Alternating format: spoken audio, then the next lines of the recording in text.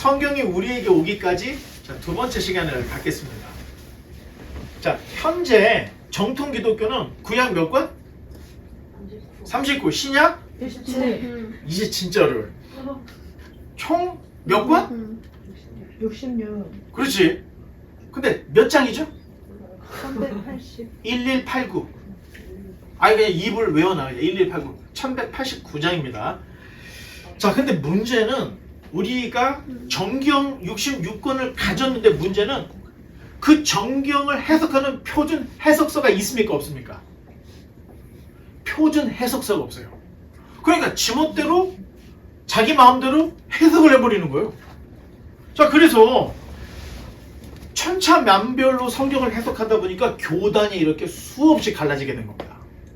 무엇인가 표준 해석서가 있으면 뭐 싸움은 하겠지만 교단이 나눠질 필요가 없어요. 그런데 표준 해석서가 없이 각자 알아서 성경을 해석하다 보니까 이렇게 교단들이 굉장히 많아진 거예요. 자, 더 큰 문제는 성경을 대할 때 성경을 성경으로서 대해야 되는데 목표를 가지고 대한다는 거예요. 그래서 설교 본문을 위해서 성경을 봐. 또는 큐티 재료로 성경을 봐. 자, 이렇게 되면 어떻게 될까요? 큐티 이상의 지평이 안 열린다는 거예요. 이렇게 됐을 때는 설교 이상의 지평이 안 열리게 된다는 거예요. 그러다 보니 성경이 제멋대로 읽혀지고 해석이 되어서 오늘날은 자기 자신이 사도다.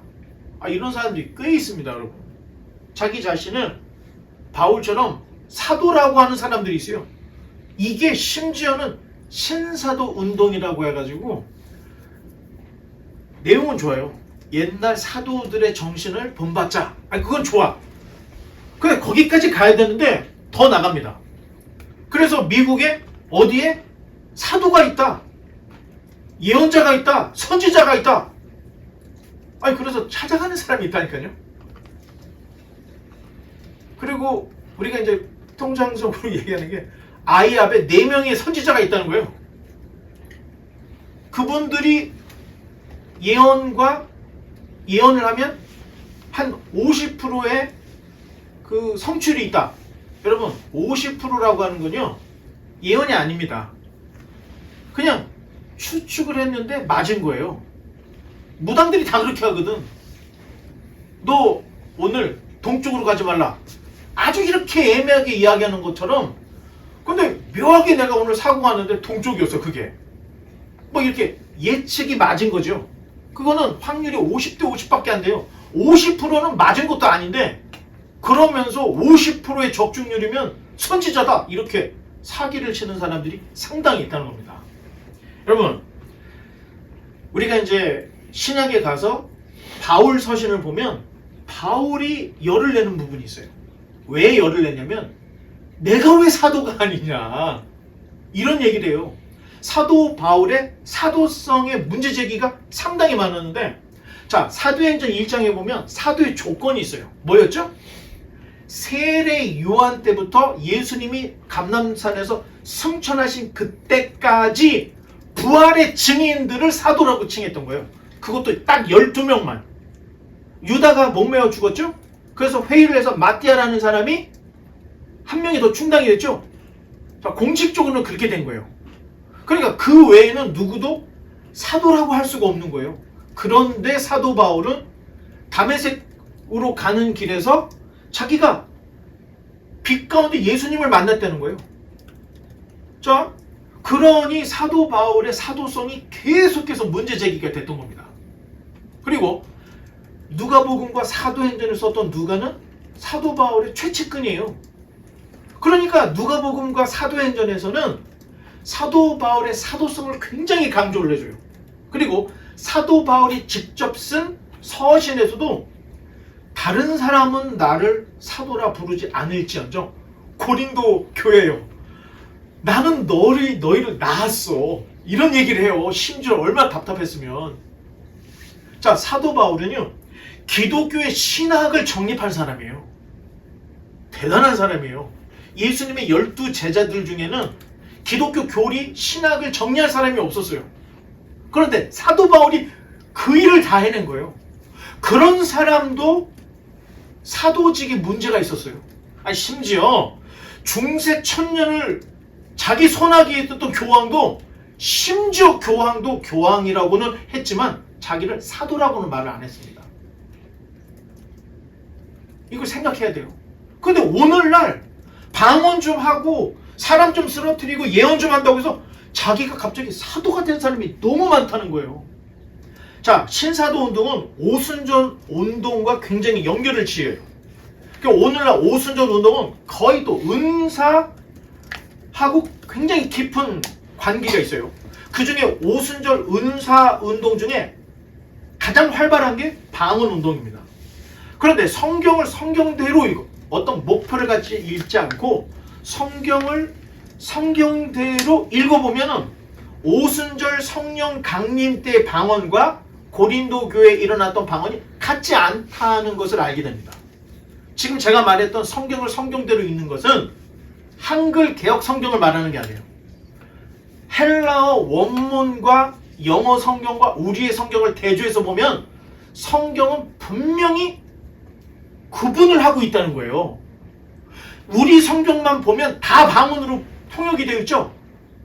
그런데 히브리 원어에서는 이게 방언이냐 아니면 이게 뭐냐, 이걸 명확하게 구분을 해준다는 거예요. 지금 제가 얘기하는 것은 개역 한글 성경에 하는 이야기가 아니라는 것을 말씀을 드립니다. 자, 그런데 오늘날의 오순절 운동, 신사도 운동은 두 방언을 구분을 안 줘요. 그냥 하나로 생각해요. 그러니까 자신들의 지금 오순절 운동은 이제 다음 주가 성령 강림 주일이라고 그랬죠. 2000년 전에 있었던 오순절 성령 강림 사건에 있었던 그 일의 재현이라고 오용을 한다는 겁니다. 오용을 한다는 거예요. 구분을 못하고. 자, 이거는 우리가 이제 이게 오늘로 이제 그 성경이 우리에게 오기까지가 끝나죠. 다음 시간부터는 마태복음부터 들어갑니다.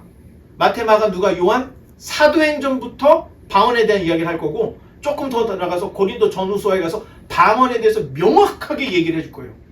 그러면 아마 여러분들이 놀랄 겁니다. 어떤 사람들이 이런 얘기를 해요. 지가 방언도 못하니까 저런 소리를 한다고. 여러분, 저는 고등학교 때 방언을 받았습니다. 그런 제가 이렇게 이야기하는 것은 그렇게 방언을 열심히 하다가 성경을 보니까 성경에서는 방언에 대해서 우리가 생각하는 거 틀리게 얘기를 하더라는 거예요. 그러면 우리의 전통을 따라가야 되겠습니까? 성경을 따라가야 되겠습니까? 성경을 따라가야죠. 자, 이거 이제 하면서 알게 될 텐데 한 번에 다 얘기하면 너무 또 반발이 커질 것 같으니까 자, 요 정도까지만 얘기를 하고, 사실 베드로, 요한, 사도 바울이 또는 예수님의 동생 야고보가 타임머신을 타고 오늘날 와서 오늘날의 교회를 보면 아마 뒤로 넘어질 겁니다. 이거 우리가 세웠던 교회마저 하고 진짜 깜짝 놀라지 않을까 그렇게 생각이 들어요. 왜냐하면 관행적인 목회를 하고 있는 우리의 모습과 성경에서 이야기하는 교회와 성령님과 이 모습이 너무 다르기 때문에. 자, 문제는 지금 현재는 정통과 이단의 경계가 완전히 무너져 버렸습니다.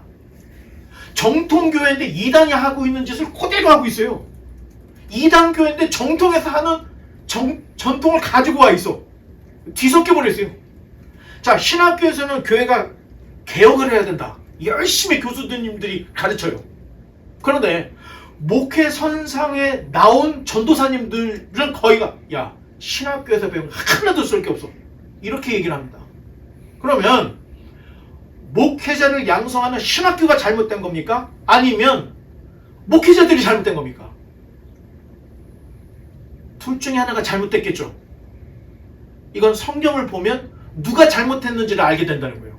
그러나 문제는 창세기부터 요한계시록까지 성경을 차근차근 가르치는 교회가 거의 없다는 거예요.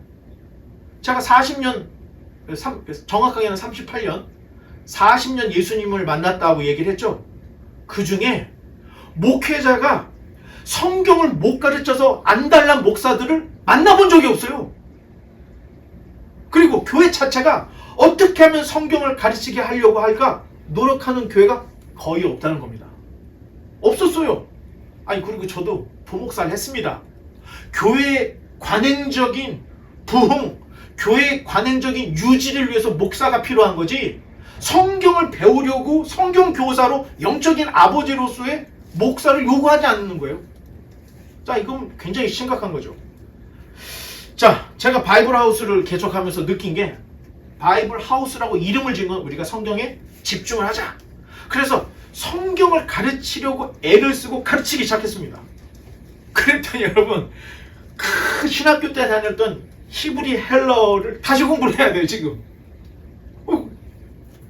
그뿐만이 아니에요. 성경을 가르치다 보면 성경과 관련된 교리를 가르쳐야 돼요. 그러면 과거에 배웠던 교리를 또 병행을 해야 되겠죠? 여러분, 이렇게 하다 보면 목사가 딴짓 할 수가 없다는 거예요. 공부하느라고. 자, 목회를 위한 제목 설교, 목회를 위한 주제 설교, 목사가 성도들이 하고 싶은 얘기를 하려고 하는 예화 설교, 이런 것들은 자연적으로 다 포기가 된다는 거예요. 그리고 성경에 집중하면 집중할수록, 와, 인생은 짧고 성경이 두껍다는 것을 진짜 실감을 하게 된다는 거예요. 하지만 성경에 집중을 안 하면 성경 우습게 생각합니다. 자, 성경은 하늘에서 뚝 떨어진 거라고 했습니까? 아닙니까? 절대 아니죠. 그냥 뚝 떨어진 게 아니에요. 절대 호락호락 성경을 알아가는 게 아니에요. 열심히 봐야 성경이 하나씩 알아진다는 거예요. 자, 평생 진리에 대한 탐구심을 가지고 성경을 연구하는 것, 이게 진정한 기독교의 신앙이고, 사도 바울 선생님, 베드로, 요한, 사도들이 우리에게 가르쳐 주려고 했던 진리들이 지금 성경 안에 다 있다는 거예요. 성경을 봐야 이 진리들이 알고 인생이 바뀐다는 겁니다. 자, 첫 번째 단추가 잘못 어긋나면, 여러분, 죄송한 얘기지만 기독교는 미신으로 빠져버립니다. 기독교라고 하는 무당, 기독교라고 하는 또 하나의 제2의 예수를 믿는 이상한 종교가 돼요. 자, 넘겨보면, 자, 성경이라고 오래된 것만은 최고는 아니에요. 하나 더 넘겨주세요. 자, 히브리 헬러 고대 사본은 오래된 게 좋을까요? 아니면 최근에 발견된 게 좋을까요? 최근. 아니, 그러니까 성경이 히브리 헬라 아람어로 기록된 원본이, 그 사본이 발견이 돼서, 그러면 이게 오래된 게 좋을까요? 아니면 최근에 기록된 게 좋을까요? 오래된 거죠. 자, 그러면 이 성경을 번역한 번역 성경은 옛날 1500년대에 번역한 게 좋을까요? 아니면 지금 2024년에 번역한 성경이 더 좋을까요? 당연합니다. 번역도 실력이에요. 그리고 고대 문서들을 연구를 하다 보니까 용례들이 깨달아지고, 아, 여기서 우리가 번역을 잘못했구나 하면서 수정 작업을 하는 거예요. 번역 성경은 최신 게 좋고, 원어 성경은 오래되면 오래될수록 원본에 가깝기 때문에 그게 좋다는 거예요. 자, 제일 중요한 거, 성경의 무호성은 번역 성경입니까? 원어 성경입니까? 원본입니까? 원본 성경에 오류가 없다는 거지, 번역 성경은 오류가 있을 수밖에 없습니다. 자, 그 다음, 자, 구약의 사본이 한 1000여 개 정도가 돼요. 자, 그 중에 마소라 사본이라는 게 있는데, 마소라라고 하는 히브리 말이 전통이라는 뜻이에요. 전통 사본이라는 뜻이에요. 마소라 사본. 요게 주후 예수님이 이 땅에 오신 2세기, 200년이죠. 2세기경 라비 아키바가, 야, 90년에 우리가 정경을 했던 이 지금 성경의 사본들이 유실되고 있으니까 안 되겠다, 이거를 모아서 다시 정리를 해야 되겠다, 그렇게 하기 시작을 했던 거예요. 그리고 이 작업에 참여했던 사람은 유명한 사람이 없습니다.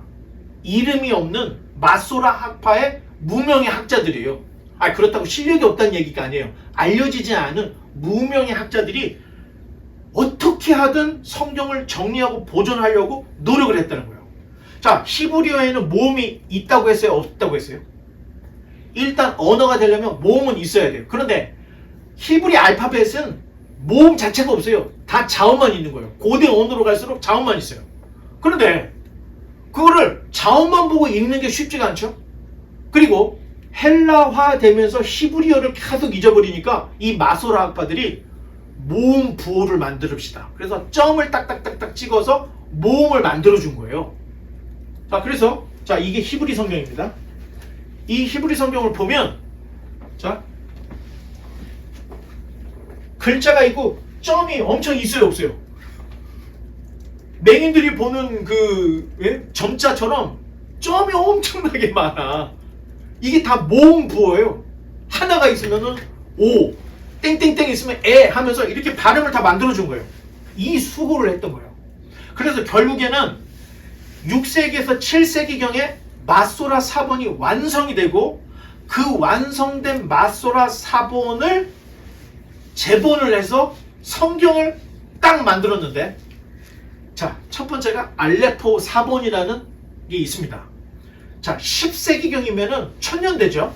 10세기경에 벤 아시르의 지도하에 티베리아, 여러분 티베리아가 어디냐면 디베리아, 갈릴리를 이 로마 시대에는 디베rio 호수라고 했던 거예요. 그러면 그 지역이라는 거죠.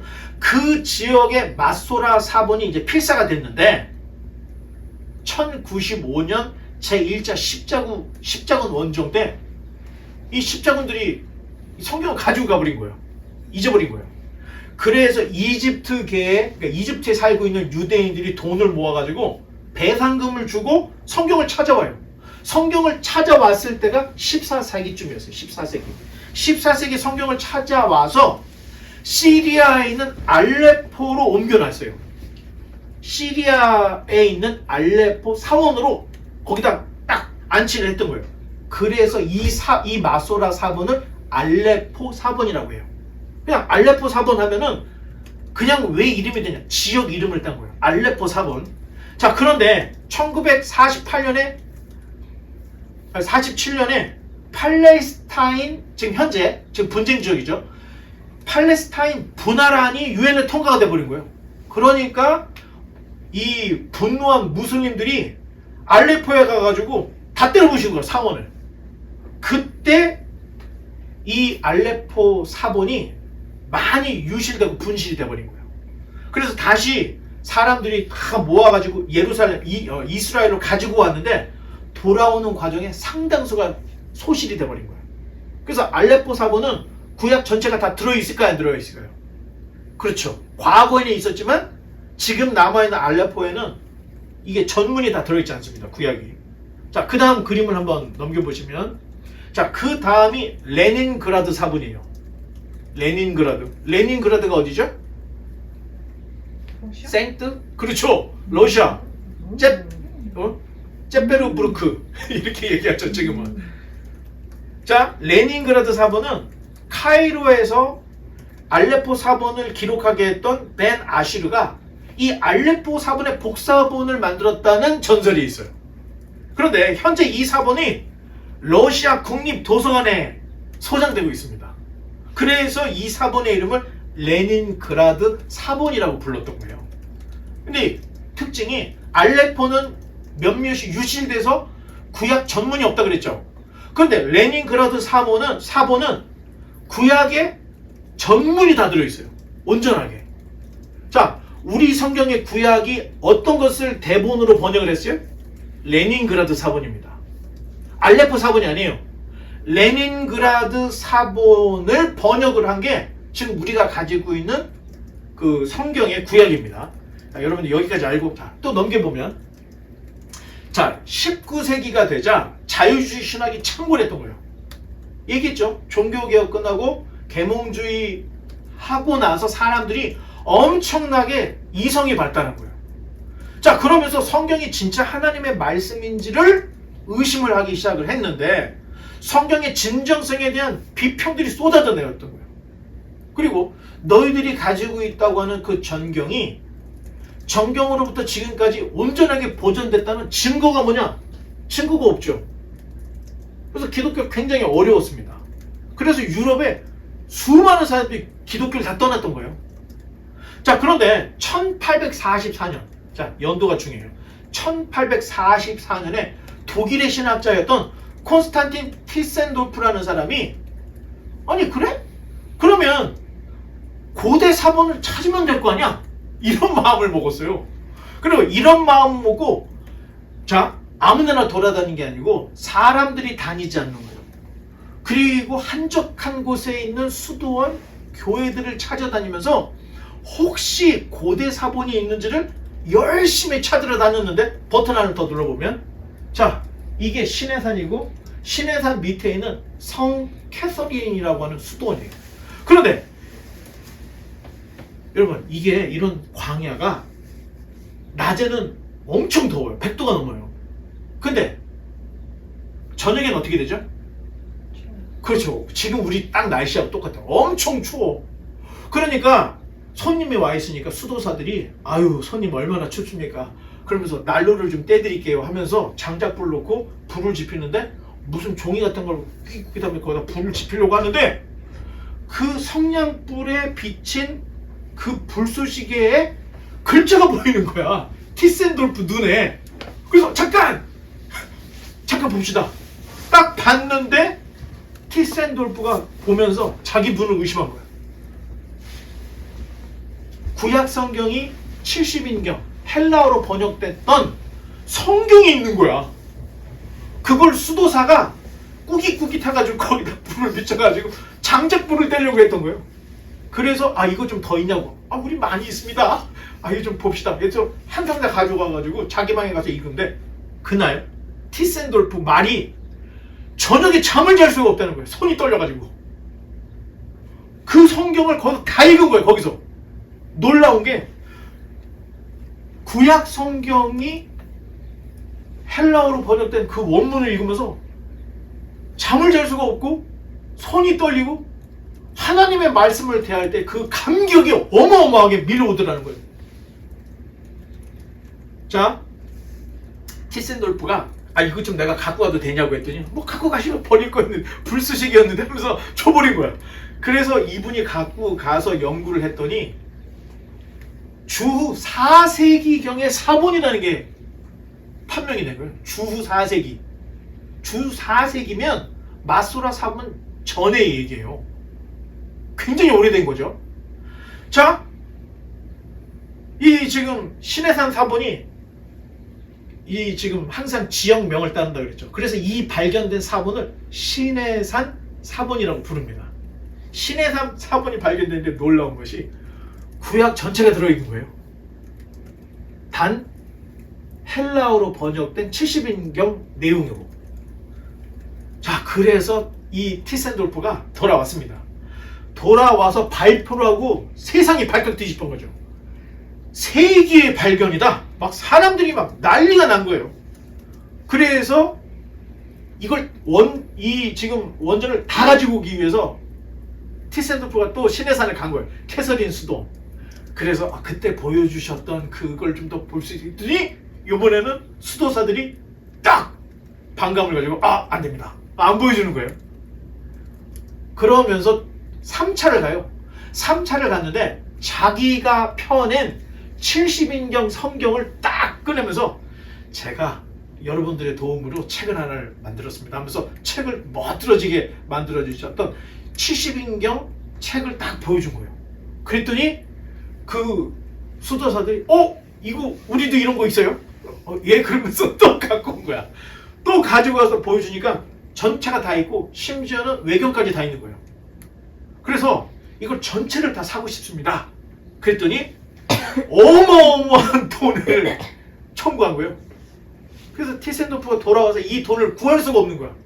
그래서 돌다 어디까지 갔냐? 러시아 황제에게 찾아갑니다. 당시에. 그래서 이거는 너무 중요하고 가만히 있다가는 다 불쏘시개에 대해서 다 타버리니까 황실에서 도와주셔서 이 지금 보존을 좀 하게 해주십시오. 그랬더니 러시아 황제가 거금을 드린 거예요. 그리고 교서까지 써줘요. 나 황제는 캐서린 수도원에 있는 수도사들에게 명하노니 티센도르프에게 이 전체를 다 주기를 바라고 하고 편지까지, 교지까지 써서 준 거예요. 그래서 가서 보여주고 돈 주고 해서 가지고 왔는데 러시아 황실에 두었던 거예요. 근데 여러분 문제가 러시아 혁명이 일어났어요. 러시아 공산주의 혁명이 일어나니까 공산주의에서는 종교를 인정을 안 하잖아. 그래 성경이 필요 없잖아요. 이 성경 다 어떻게 버릴까 하다가 뭐 박물관에 팔지. 한 개 영국의 대형 박물관이었어요. 영국의 대형 박물관이 이걸 삽니다. 그런데 너무 비싸서 다 돈을 치를 수가 없고 영국 정부에서 절반, 대형 박물관에서 절반 해가지고 겨우겨우 사들여요. 그래서 이 신해산 사본은 여러분이 나중에 이제 여행 갈 때 유럽 여행 가면 영국의 대형 박물관에 가면 보물 중에 보물로 신해산 사본이 딱 있습니다. 가서 보시기 바랍니다. 자, 넘겨보면 자 그런데 비평학자들이 신해산 사본이 발견이 되니까 이제 더 이상 할 말이 없는 거야. 근데 문제는 자 그러면 성경 내용으로 보자는 거예요. 성경 내용에 가서 성경이 가지고 있는 오류를 찾다가 이사야서를 딱 문제 제기를 합니다. 이사야가 총 66장으로 돼 있죠. 그런데 1장부터 39장까지는 괜찮아. 11개 하에 있는 내용들이 기록되어 있으니까. 문제는 이사야 40장부터 66장까지는 이사야가 경험하지 않은 이사야 사후 200년에서 250년 이후에 있을 내용이 기록이 되어 있는 거예요. 그러니까 뭐라고 얘기했냐면 이건 분명히 누군가가 종교적인 목적으로 고의로 훼손하고 첨가해서 이사야를 66권으로 만든 거다. 이렇게 주장을 했던 거예요. 사실 그도 그럴 것이 발견된 신해산 사본은 4세기 거예요. 4세기. 그리고 마소라 사본이 딱 편집이 돼서 성경으로 딱 나온 게 900년이에요. 그러니까 이사야가 성경을 쓴 이후로 1300년 이후에 성경이 당연히 변형되지 않았을까 이런 의문을 제기했던 거예요. 자 그때 또 하나의 사본이 발견이 되는데 자 이게 바로 사해 사본이에요. 어떤 베두인 아이가 이게 언제냐면 1947년에 사해 쿰란 동굴에서 사해 사본이 발견이 됐어요. 근데 여기에 뭐 외경도 들어있고 뭐 고대 문수도 있고 많이 들어있는데 이렇게 남아있었던 이유가 습하지 않고 또 건조하지 않은 묘한 동굴이었던 거야. 거기가 그 항아리에 성경을 돌돌돌돌 양피지로 말아서 집어넣으니까 오래오래 보존이 될 수 있었던 거예요. 그런데 베두인족 하나가 양을 치다가 양을 딱 세보니까 100마리여야 되는데 한 마리가 모자라. 99마리의 양을 놓고 잃어버린 한 양을 찾아서 이 소년이 막 돌아다니다가 저기 구덩이가 보이니까 가기는 어렵고 하니까 돌멩이를 집어 던진 거예요. 근데 돌멩이가 탕탕탕 하면서 항아리가 깨져. 가서 봤더니 뭔가 이거를 고물장사한테 엿바꿔 먹은 거예요. 고물 가지고 있던 사람이 뭔지 모르겠지만 하여튼 뭐가 있겠지 하고 그냥 뭐 엿 정도 살 수 있는 뭐 껌값 주고 사다 놨는데 이 지금 고물상을 뒤지러 다녔던 학자 하나가 이 사해사본을 발견한 거예요. 그리고 나서 이게 어디서 누가 한 겁니까? 저 베두인 목동 하나가 가고 걔를 찾아가서 어디니? 했더니 콩나무로 데리고 간 거예요. 거기에 제1땅굴, 제2땅굴, 제3땅굴 해가지고 엄청난 보물들이 다 담겨져 있었던 거예요. 그걸 금은보가 아니에요. 성경 사본들이 엄청나게 발견이 됐던 거예요. 그런데 중요한 것은 발견된 이 사본이 주후가 아닙니다. 주전 1세기에서 2세기경이에요. 예수님이 오기 100년에서 200년 전의 것으로 탄소 연대 측정이 됐는데 놀라운 것은 다른 것들은 다 훼손이 되는데 이상하게 이사야가 있는데 이사야가 딱 66장으로 있더라는 겁니다. 그러니까 학자들이 이사야가 누군가가 종교적인 목적으로 첨가하거나 변형시켰을 거라고 해서 기독교가 한마디도 말을 못하고 있을 때 사해사본이 나온 거예요. 이 사해사본은 지금 이스라엘에 있습니다. 이스라엘의 최고의 보물 중에 보물, 그것으로 지금 이렇게 딱 진열이 돼 있어요. 이건 가짜죠. 진짜는 지하에 있는 거고 가짜를 표본 만들어 가지고 이렇게 지금 보여주고 있습니다. 그래서 구약에 대한 불신이 그냥 순식간에 다 종식이 돼버렸던 겁니다. 사해사본으로. 자, 첫 번째 뭐가 발견됐다 그랬죠? 마소라 사본들이 있었는데 4세기 신해산 사본이 발견이 됐죠. 그래도 이 지금 의심이 종식이 되자니까 두 번째 발견된 사본이 그렇죠. 이게 데드씨 스크롤이라고 해서 DDS, DSS, C 스크롤, DSS로 한문명으로 그렇게 표시를 해요. 자, 이제 여기까지. 그 다음 넘겨보면, 자, 신약 사본은 한 5,000년 조정이 돼요. 구약보다 훨씬 많죠. 자, 그런데 크게 두 개로 나눠요. 파피루스 사본이냐, 양피지 사본이냐. 두 번째, 대문자 사본이냐, 소문자 사본이냐. 이렇게 나눠요. 그러면 대문자 사본은 양이 적습니다. 그래서 알렉산드리아 계열에 조금 발견된 사본이라고 그래서 소수 사본이라고 이름을 지고, 소문자 사본은 많아요. 이게 비잔틴, 로마 쪽 비잔틴 계열에 굉장히 많은 사본이에요. 그래서 다수 사본이라고 우리가 부릅니다. 자, 문제는 신약도 397년에 정경이 됐다 그랬죠. 그런데 성경의 사본들이 너무나도 다 파편적으로 있는 거예요. 파편적으로. 자, 그러나 구약과 신약 그 전권을 담은 사본들이 이미 신해산 사본이 발견이 됐죠.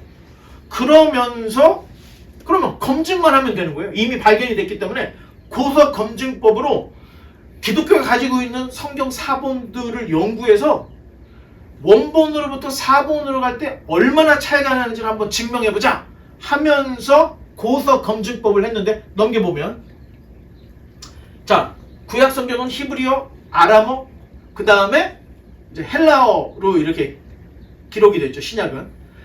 자, 성경은 원본이 하나가 없어요. 자, 그렇다면 지금의 사본과 원본 간의 오류를 찾으면 되는데, 비슷한 사례가 있습니다, 여러분. 성경이 아닌 호모의 일리아드가 성경하고 좀 비슷한 유형이에요. 일리아드에도 원본이 없어. 다 사본만 존재하는 거예요. 자, 중요한 것은 원본과 사본의 그 기록 연대 차이인데, 일리아드는 원본과 사본의 간격이 500년 차이가 있습니다. 그런데 성경은 원본으로부터 사본이 만들어진 게 25년 차이밖에 없어요. 왜냐? 일리아드는 그렇게 많이 읽혀지지 않았던 거야, 당시에.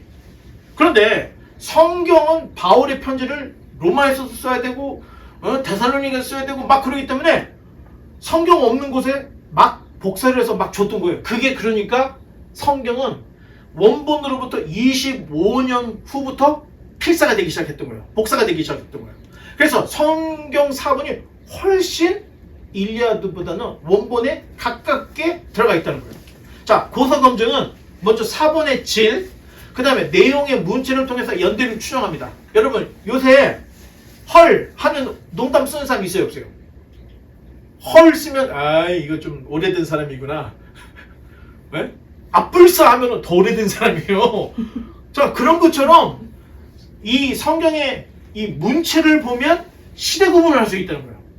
그리고 아까 얘기했죠. 파피루스냐 양피지냐, 대문자냐 소문자냐, 이렇게 해서 발견된 사본들을 연대별로 쫙 늘어놓습니다.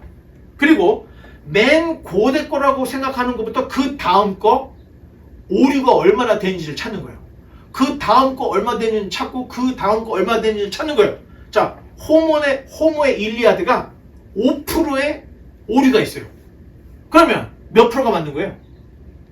95%가 맞죠? 이 정도면 호모의 일리아드는 원본은 없지만 원본과 사본에 큰 다름이 없다. 쾅쾅쾅 결론이 난 거예요. 5%의 오타밖에 없기 때문에. 자, 그러면 성경은 사본과 사본을 다 대줬을 때 오류가 0.5%입니다. 0.5%. 자, 발견된 오류라는 것이 오타 정도예요. 교리를 바꿀 만한 잘못된 게 없다는 거예요. 교리를 바꿀 만한. 그래서 사실상 지금까지 발견된 성경에서의 오류라는 것이 너무 지극히 미미한 것밖에 없다는 거예요. 그러니 성경은 사본에서 사본, 사본에서 사본에 오류가 없다고 판정이 됐어요. 그러니까 결국에는 성경의 원본이 없지만 지금 보고 있는 번역본도 크게 다르지 않다는 겁니다. 그러니까 신뢰할 수 있다는 거예요. 자, 현존하는 고대 문서 중에 정확하다고 판단하는 책이 일리아드인데 성경의 정확도는 일리아드의 약 8,000배나 더 정확하다는 거예요. 5%하고 0.5% 차이니까. 자, 4번의 오류가 0.5%다 할 때는 여러분 이거는 기적입니다. 이거는 신비한 일인 거예요. 아니 내가 내 편지를 써와서 그거를 똑같이 복사를 해도 틀린 게 한두 개가 아닐 텐데 66권이나 되는 성경의 그 엄청난 1189장이나 되는 어마어마한 방대 이렇게 두꺼운 성경을 여기서 일로 옮기고 여기서 일로 옮길 때 오류가 0.5%다? 이건 없다고 봐야 된다는 거예요. 자, 하나님이 성경 말씀을 지켜주신 거예요. 이게 복사가 될 때 오류가 되지 않도록 하나님이 지켜줬다는 거예요. 마소라 사본에 이 마소라 학파들이 성경을 필사할 때 어떻게 했냐면은 목욕 제기를 하고 필사를 해요.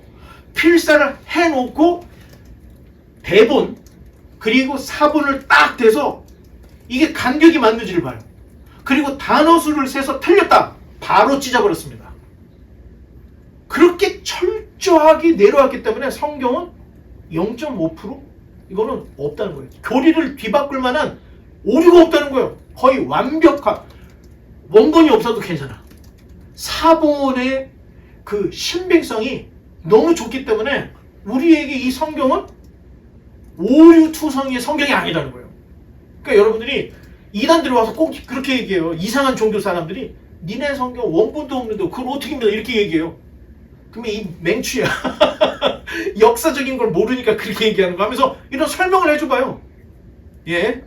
자, 그 다음 넘겨보면 그 이후에 인쇄 기술이 발달이 돼서 인쇄판 성경들이 나오는데 1453년에 쿠텐베르크가 인쇄술을 발명을 한 거예요. 그래서 첫 번째 성경 인쇄가 라틴어 벌게이트 있죠? 벌게이트 불가타 성경 인쇄본이 180질이 인쇄가 된 거예요. 자, 그런데 여러분 성경 한 질의 가격이 오늘날로 환산하면은 30억 원이었습니다, 여러분. 그러니까 웬만한 사람들은 성경을 가질 수가 없던 시대였다는 거예요. 자, 또 넘겨보면 그 다음에 이제 에라스무스의 헬라어 성경이 이제 등장하는데 에라스무스는 인문주의 신학자입니다. 그런데 당시에 신약 정체를 담은 헬라어 신약 성경이 없을 때 에라스무스가 사본들을 종합해서 1516년에 최초의 헬라 성경을 출판을 했던 거예요. 그 전까지는 신약 성경에 헬라어 성경에 온전하게 있는 게 없었던 거예요. 그런데 에라스무스가 그걸 했던 거예요.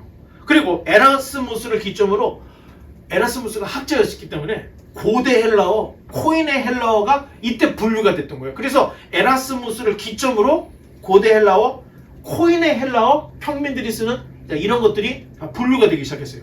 자, 이때 처음으로 라틴어로 텍스터스 리셉터스, 그래서 그냥 약자로 TR인데 모두에게 받아들여질 본문이다, 이런 말들이 나오기 시작했던 거예요. 왜냐면 헬라어 신약 성경이 집대성에 대해서 나온 게 별로 없었으니까. 에라스무스가 최초로 하면서 그런 무슨 말을 하냐면 모두가 받아들일 수 있는 텍스터스 리셉터스라고 하는 TR 이야기가 나오기 시작했던 거예요. 그리고 1517년에 드디어 종교개혁이 일어납니다. 그리고 성경이 보급이 되면서 루터가 종교개혁에 힘을 얻었어요. 그래서 1521년에 루터가 독일어 성경을 번역을 하기 시작했고, 독일어로. 그러다가 1523년에 110번의 인쇄판을 내면서 독일어를 읽을 수 있는 사람 중에 3분의 1이 성경을 가졌던 거예요. 여러분, 종교개혁이 그냥 막 저절로 된 게 아니에요. 이런 역사적인 흐름을 알아야 이 인쇄술과 함께 종교개혁이 성공을 했구나, 이렇게 알 수 있다는 거예요. 그러다가 1535년에 틴데일 영어 성경이 나오고 1537년에 매튜 성경이 나옵니다. 자, 그 다음 넘겨보면, 자, 넘겨주세요. 자, 스테파누스 헬라어 성경인데 1550년에 프랑스의 이 인쇄업자 스테파누스가 역사상 최초로 본문 비평 편집으로 헬라어 성경을 냈던 거예요. 자, 스테파누스 제4판부터 숫자로 절 표시가 들어가요. 그 전까지는 장철 구분이 없었던 거야. 그런데 이 스테파누스 사편부터 스테파누스가 절 구분을 해서 집어넣었던 겁니다. 자, 그 다음에 또 넘겨보면, 자, 베자의 헬라어 성경, 칼빈의 뒤를 이었던 스위스의 개혁교회 지도자였던 베자가 1565년에 헬라 성경을 내요. 근데 이 성경의 특징은 표준이 되는 본문을 만들려고 했던 거예요. 왜냐면 너무 파편들이 많으니까 이거를 다 정리하기 힘들어요. 그래서 최대한 표준적인 본문을 만들려고 애를 썼다는 거예요. 그러다가 자, 1611년에 여러분 킹 제임스 버전 성경 아시죠? KJV, 우리말로는 흥정역이라고 해요. 잉글랜드, 스코틀랜드, 아일랜드의 구형이었던 제임스 1세의 명령에 의해서 에라스무스의 TR판, 에라스무스의 텍스터트 립셉터스라고 했던 그 TR판을 중심으로 번역을 했는데 헬라어가 온전한 그 사본이 없으니까 벌게이트, 그 다음에 70인역, 세프트아진트를 다 인용을 하면서 다 맞춰가지고 KJV 성경을 완성을 했던 거예요. 그게 1611년입니다. 자, 그리고 하나 더 넘겨보면 그 외에 이제 헬라어 성경들, 엘제비어 형제의 표준 원본이 있는데 1633년에 독일의 인쇄업자였던 엘제비어 형제가 지금까지 출판된 이 헬라어 성경들을 다 펼쳐놓고 재구성을 해요. 이때 처음으로 이 성경 서문에 텍스투스 립셉투스라는 말을 집어넣었어요. 그 전까지는 말로만 나왔던 거를 성경 서문에 집어넣은 게 이때 처음인 거예요. 그래서 누구나가 받아들일 만한 성경이다, 이런 말을 이제 TR판이다 이렇게 얘기했던 거예요. 그러다가 웨스트콧 홀트라는 그 사람이 또 헬라어 성경을 냈는데 이게 1881년입니다. 영국 성공의 소속이었던 웨스트콧이 대문자 사본, 자, 대문자 사본은 조금이라서 소수 사본이라고 그랬죠. 그 대문자 사본들을 모아서 만들었던 성경이 바로 이 웨스트콧 홀트 헬라어 성경인데 이게 중요해요. 대문자 사본이 더 오래된 거예요? 소문자 사본이 더 오래된 거예요? 대문자 사본이 더 오래됐다 그랬죠. 자, 우리가 가지고 있는 그 레닌그라드 사본, 그리고 우리의 성경은 이 대문자 사본을 쫓아간 거예요. 그런데 킹 제임스 버전은 소문자 헬라어 원본을 따라갔어요. 그래서 좀 틀리다는 거예요. 자, 결국에는 비평적인 편집을 통해, 비평적 편집이라는 것은 다 늘어놓고 뭐가 같고 뭐가 틀린지를 비평을 했다는 거예요. 그래서 최초로 만들었던 비평적 성경이 바로 이 웨스트콧 홀트 헬라어 성경입니다. 자, 그 다음 그림 넘겨보면,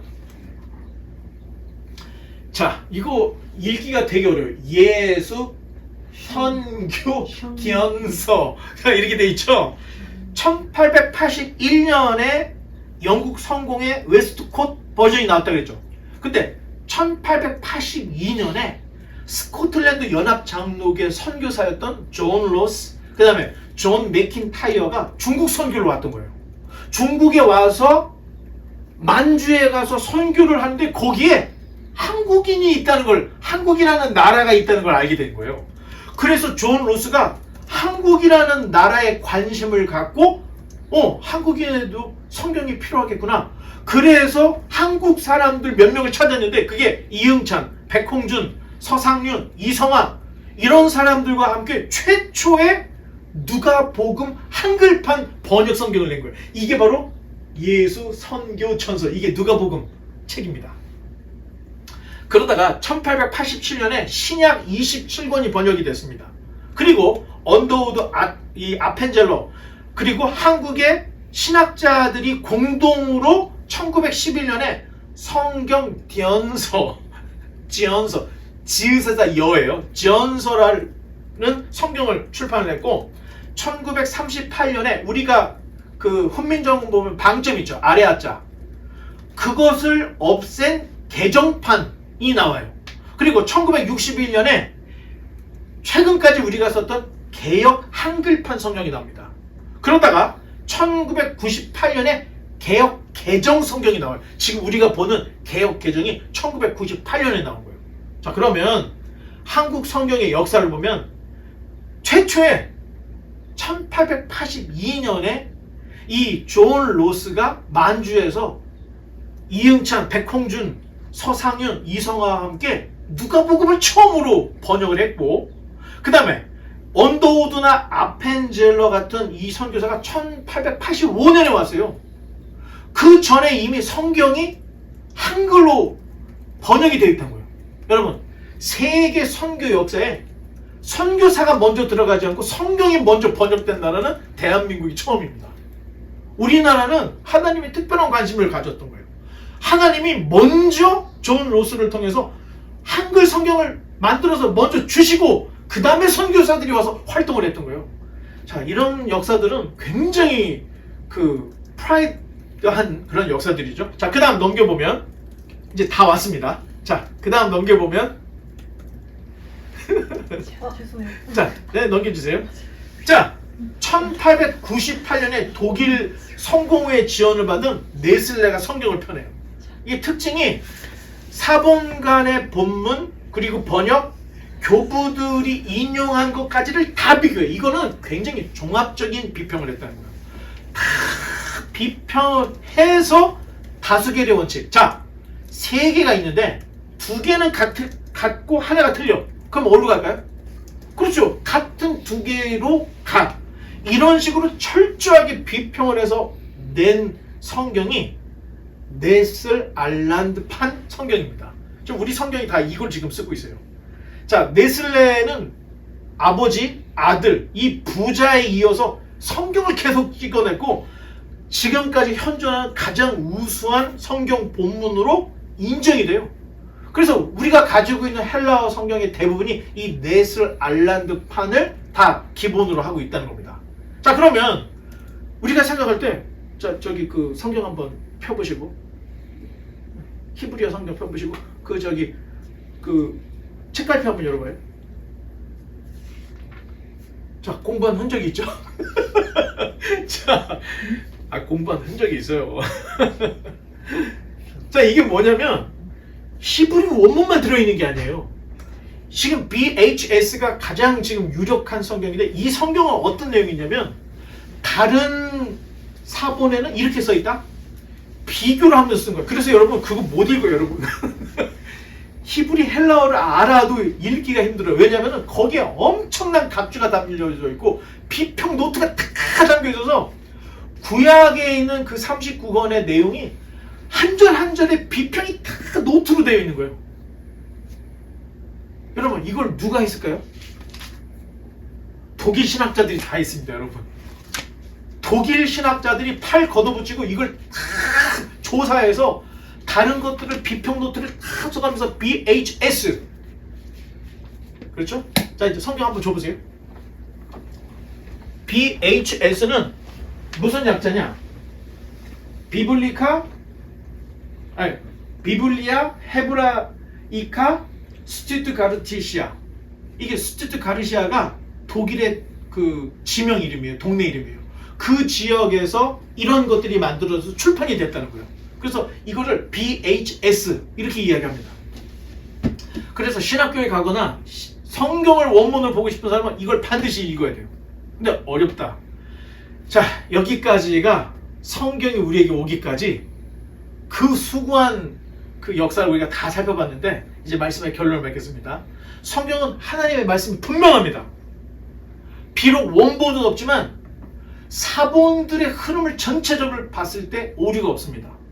그리고 우리의 교리를 뒤흔들 만한 내용 그런 것도 없습니다. 비록 성경은 사람의 손으로 기록이 되고 인간의 언어로 기록이 되었지만 영감된 정확무어한 하나님의 말씀이 분명하다는 거예요. 우리의 인생을 걸고 믿음과 신앙을 걸기에 부족함이 없는, 오류가 없는 정확한 하나님의 말씀이라는 거예요. 자, 성경의 역사를 돌아보면 성경의 내용까지도 하나님이 지켜주고 계시구나, 섭리하시구나, 이거를 느끼지 않을 수가 없다는 거예요. 바라기는 성경을 통해서 하나님과의 인격적인 만남이 있고 신앙과 믿음이 더 깊어져서 우리의 신앙이 근본 없는 미신의 신앙이 아니라 하나님의 말씀, 계시의 말씀을 중심으로 시작되는 뿌리 깊은 나무가 되어서 하나님께서 우리에게 요구하시는 좋은 열매를 맺는 저 여러분 되시기를 주님의 이름으로 간절히 축원합니다. 다음 주부터 마태복음으로 들어가겠습니다. 기도하겠습니다.